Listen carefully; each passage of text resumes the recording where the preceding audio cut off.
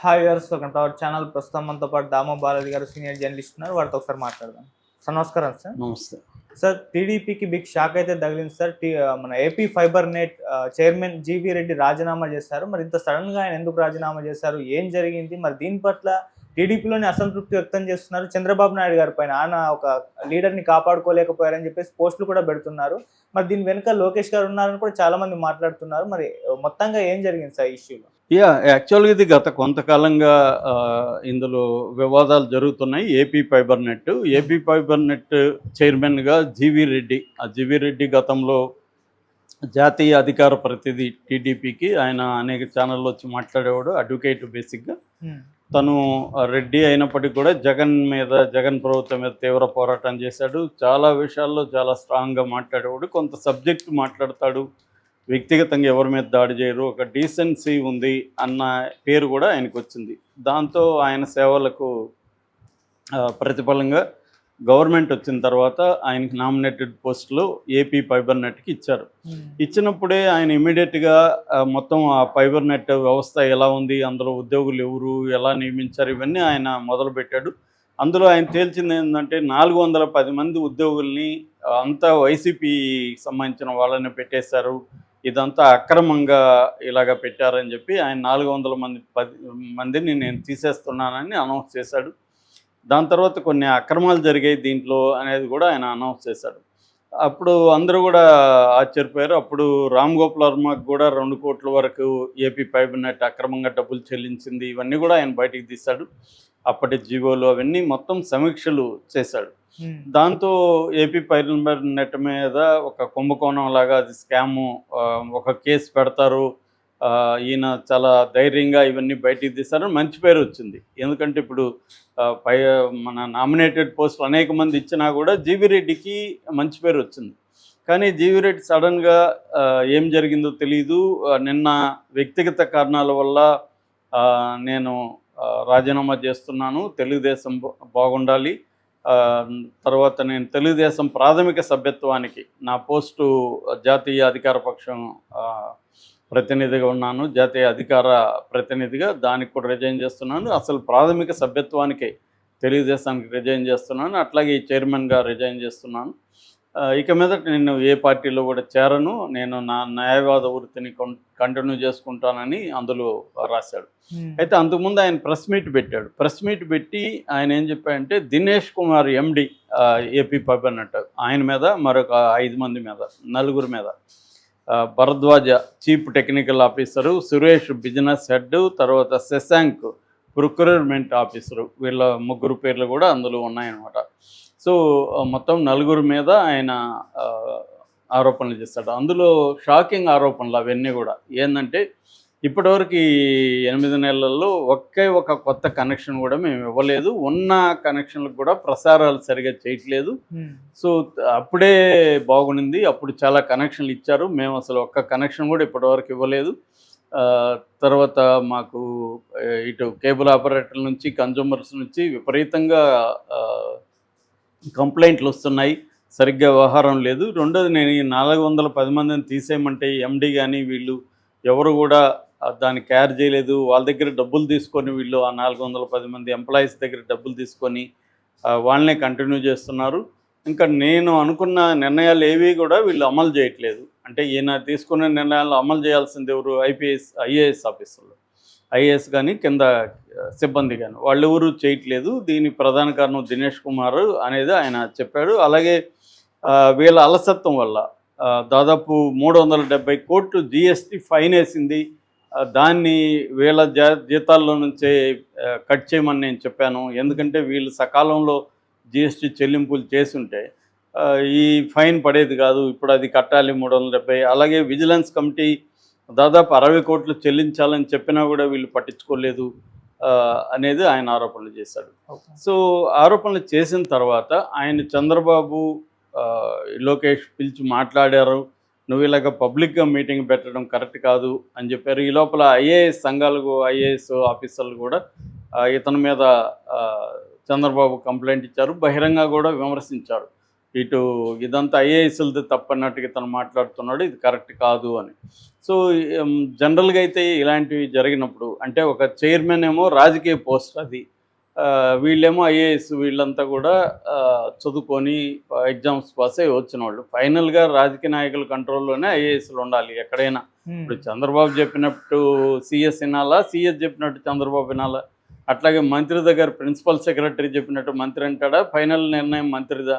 వీళ్ళు చెప్పే అభిప్రాయం, చెప్పే స్వేచ్ఛ వీళ్ళకి ఉండాలి ఖచ్చితంగా. ఏదైనా ఒక నిర్ణయం తీసుకున్నప్పుడు వీళ్ళు చెబుతారు. మనకి ఆయన ప్రసాద్ అనే మాజీ ఐఏఎస్ ఆఫీసర్ రాసిన పుస్తకం కావచ్చు, ఇంకొంతమంది రాసిన పుస్తకాలు కావచ్చు, చదివినప్పుడు కూడా మేము చాలాసార్లు అది వద్దని చెప్పినాం ఆ ప్రాజెక్టు, అయినా వాళ్ళు చేశారు, దానివల్ల నష్టం జరిగితే నష్టం అని రాశారు. లేదు మేము చెప్పినా కూడా ఆయన ధైర్యంగా చేశాడు, అది లాభమే జరిగిందని కూడా చాలా చోట్ల రాశారు.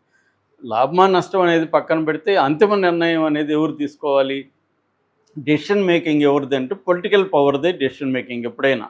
అంతేగాని సివిల్ సర్వెంట్స్ చెప్పినట్టు నడిచేట్టు ఉంటే ఎన్నికలు ఎందుకు, ప్రజాప్రతినిధులు ఎందుకు, వాళ్ళతోనే పరిపాలన జరగచ్చు కదా.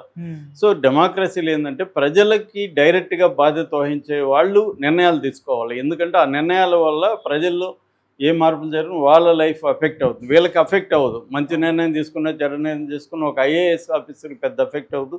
మహా అంటే ఏమన్నా ట్రాన్స్ఫర్లు జరుగుతాయి, ఏదైనా అవినీతులు ఉంటే మాత్రం కేసులు వస్తాయి.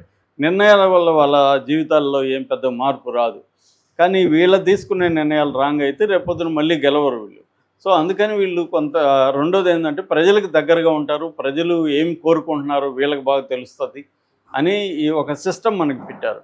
ఈ సిస్టంలో ఇప్పుడు ఈయన చెప్పినట్టు ఒక ఐఏఎస్ ఆఫీసరు వీళ్ళు వినకపోతే ఇంకా ఆయన ఏం చేస్తాడు? మామూలుగా ఇతను కానీ కరప్ట్ అయింటే ఇతను కూడా దీంట్లో డబ్బులు తీసుకునేవాడే కదా, జీవీ రెడ్డి. కానీ మనకు అర్థమవుతుండేది ఏంది, అతను కరప్ట్ కాదు. రెండోది అధికారంలో లేని 5 ఏళ్ళు కూడా చంద్రబాబు వైపు గట్టిగా నిలబడి జగన్ ప్రభుత్వానికి వ్యతిరేకంగా గట్టిగా కొట్లాడిన వ్యక్తి. అలాంటి నిబద్ధత ఉన్నట్టుగా మనకు అర్థమవుతుంది, నిజాయితీ ఉన్నట్టుగా అర్థమవుతుంది. అలాంటి వ్యక్తి ఇప్పుడు రిజైన్ చేయడం వల్ల తెలుగుదేశం కేడర్లోనే చాలా తీవ్ర అసంతృప్తి వచ్చింది. ఎందుకు? ఒకవేళ జీవీ రెడ్డి ఆయన రాజకీయ నాయకుడు కాదు కాబట్టి ఆయనకి ఎట్లాంటివి ఎలా డీల్ చేయాలో తెలియకపోవచ్చు. కొద్దిగా ఆయన క్రూడ్ అంటే నా సెన్స్ ఏంటంటే డైరెక్ట్గా ఆయన ప్రెస్ మీట్ పెట్టి చెప్పేయడం ఇలా కాకుండా దాన్ని కొంత ఓపిక పట్టి ఉండాల్సింది. బట్ ఆయన 8 నెలలుగా అనేక రోజులు ఓపిక పట్టాడు. తెలుగుదేశం వల్ల లోకేష్ చంద్రబాబు దృష్టికి తీసుకెళ్ళాడు, అయినా అక్కడేమి నిర్ణయాలు రాలేదు కాబట్టి తన మీదకి వస్తుంది. ఎందుకంటే ఇలాగే ఉంటే ఇది ఫైబర్ నెట్ మూతపడిపోతుందనే ఆయనకి అనిపించింది. అది కూడా చెప్పాడు ఆయన, మూతపడిపోతుంది, రేపొద్దున ఇది నా వల్ల పోయిందని ఒక ప్రచారం చేస్తారు. వైసీపీ వాళ్ళు రెడీగా ఉన్నారు. అందుకని ఇది ఏం జరుగుతుందో నేను పబ్లిక్కి చెప్పాలి అనేది ఆయన అనుకున్నాడు, ఆయన పాయింట్ ఆఫ్ నుంచి. ఏదేమైనా ఇది ఇంకొక వైసీపీ వాళ్ళు ఇంకొక ప్రచారం కూడా తీసుకొచ్చారు. అదేంటంటే లోకేష్ ఇప్పుడు ఏంటంటే డిఫాక్టో సీఎంగా లోకేష్ ఉన్నాడు. ప్రతి డిపార్ట్మెంట్కి సంబంధించి లోకేష్ నిర్ణయాలు తీసుకుంటున్నాడు. ఆ లోకేష్ ఏం చేశాడంటే ఎక్కడికక్కడ తన మనుషుల్ని పెట్టుకున్నాడు. ఆ మధ్య టీటీడీలో కూడా తన మనిషి ఉన్నాడు అక్కడ. అన్నీ అతని ద్వారా లోకేష్ తెప్పించుకొని ఇండైరెక్ట్గా లోకేష్ పరిపాలన టీటీడీలో జరుగుతుందని కూడా వార్తలు వచ్చాయి. అట్లాగే ఇక్కడ గతంలో వేమూరి హరికృష్ణ అని ఫైబర్ నెట్ స్కామ్లో కూడా ఆయన ఉన్నాడు A1గా. ఇప్పుడు ఆయన ఆధ్వర్యంలోనే ఈ జీవీ రెడ్డి పనిచేయాలి. ఇది జనరల్గా ఏంటంటే మామూలుగానే రాజకీయాలు ఎలా ఉంటుందంటే నామినేటెడ్ పోస్ట్ పెట్టినంత మాత్రాన, అది స్వతంత్ర సంస్థ అయినంత మాత్రాన అతను చెప్పినట్టుగా నడవు. రాజకీయాలు అనేవి పవర్ వచ్చినాక మారిపోతాయి. పవర్ రాకముందు మనకి చాలా ఇంపార్టెన్స్ ఉండొచ్చు, పవర్ వచ్చినాక డైనమిక్స్ మారిపోతాయి. అందువల్ల ప్రతి డిపార్ట్మెంట్లో కూడా ఎవరి మాట వినాలనే దగ్గర ఆ హెడ్ మాటే వినాలనేది ఏం లేదు అక్కడ.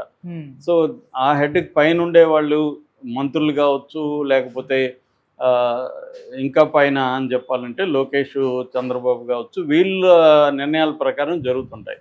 అది ఓపికగా నిజాయితీగా ఉన్న వాళ్ళకి ఇబ్బంది ఏంటంటే, నిజాయితీ లేకపోతే మనం కూడా సంపాదించుకుందాం, ఈ 5 ఏళ్లలో మనం కొన్ని కోట్లు సంపాదించుకుని బయటపడదామని జీవీ రెడ్డి అనుకుని ఉంటే అసలు ఈ గొడవ రాదు.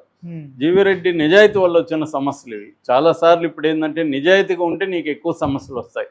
ఎందుకంటే చుట్టూ కరప్షన్ ఉన్నప్పుడు ఒక్కడు ఇద్దరు నిజాయితీగా ఉండడం వెరీ డిఫికల్ట్ థింగ్. అందుకని కూడా చాలామంది లొంగిపోతుంటారు. ఎందుకంటే వాళ్ళ మీద ప్రెజర్ కూడా విపరీతంగా ఉంటుంది. సో ఇది అయితే ఇప్పుడు దీనివల్ల చంద్రబాబు ప్రభుత్వానికి చెడ్డ పేరు వస్తుంది. ముఖ్యంగా తెలుగుదేశంలోనే ఒక అసంతృప్తి ఉంది. ఇలాంటి వ్యక్తిని, ఒక నిజాయితీ హానెస్ట్గా పనిచేసి పార్టీ కోసం ఎంతో కష్టపడిన వ్యక్తిని వదులుకొని ఉండకూడదు. ఆయన ఇచ్చిన రాజీనామాని త్వరగానే ఆమోదించేశారు అంటే ముందే వీళ్ళకి తెలుసు. ఆయన్ని తిట్టారు వీళ్ళిద్దరు, ఎవరు చంద్రబాబు లోకేష్ జీవీ రెడ్డిని పిలిచి మందలించారు, నీకేం పని అని, నువ్వు ఇలాగ చేస్తావా, పబ్లిక్ మీటింగ్లు పెడతావా, ఇవన్నీ వాళ్ళు తిట్టడం వల్లే ఆయన మనస్తాపం చెంది రిజైన్ చేశాడు అనేది వార్త వస్తుంది. సో దినేష్ కుమార్ను మాత్రం చంద్రబాబు ట్రాన్స్ఫర్ చేశారు. ఆయన్ని జిఏడికి, జనరల్ అడ్మినిస్ట్రేషన్ డిపార్ట్మెంట్కి రిపోర్ట్ చేయమని చెప్పారు. ఆయనకి ఉన్న RTGS, AP gas, infra corporation, తర్వాత డ్రోన్ కార్పొరేషను, వీటిలో ఉన్న పదవులను కూడా ఆయనకి తీసేశారు. సో అంతవరకు అయితే బాగానే ఉంది. మరి దినేష్ కుమార్ని తీసేసినప్పుడు ఈయన్ని ఎందుకు కంటిన్యూ చేయలేకపోయారు అనేది ఒక ప్రశ్న.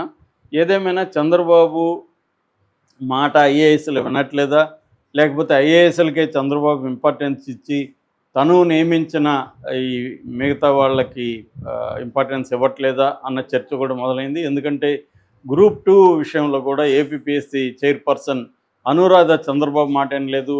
అందులో రోస్టర్ విధానంలో కొన్ని తప్పులు జరిగాయి, అందుకని వాయిదా వేయాలి అని చంద్రబాబు చెప్పినా కూడా అనురాధ వినకుండా ఎగ్జామ్ కండక్ట్ చేసింది అనేది విమర్శలు వస్తున్నాయి. అయితే నిజంగానే అనురాధ ఈయన మాట వినలేదా, లేకపోతే చంద్రబాబు డ్రామా ఆడుతున్నాడా అనే చర్చలు కూడా మొదలైనాయి. ఏదేమైనా దీనివల్ల చంద్రబాబు మాట ఐఏఎస్లు ఆఫీసర్లు వినట్లేదు అన్న ఒక వార్త వచ్చింది. దీనివల్ల తెలుగుదేశం క్యాడర్ అయితే అసంతృప్తికి లోనైంది అనేది వాస్తవం. Okay sir, thank you so much.